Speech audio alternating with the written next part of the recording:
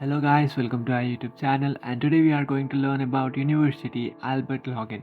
So let's get started. Now if you want to log into your University of Alberta account, what you can do is just open up a browser, and after opening up a browser in search bar you have to search for University of Alberta login, and after searching for that just tap on, and after searching for that you will come up to this page where you should tap on the first option, apply for undergraduate admission, and after coming to this page you will find this option, first option, and after searching for that you will come up to this page where you should tap on the first option, apply for undergraduate admission.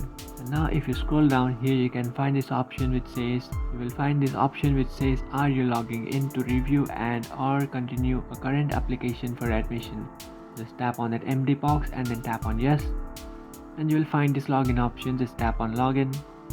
Now you have to enter your email address and password, and after entering your email and password just tap on login, and after tapping on login here you can see you have successfully logged into your University of Alberta account. So that's it guys. If you find this video helpful, don't forget to like and subscribe to our channel. If you have any doubts, feel free to comment below. Thanks for watching.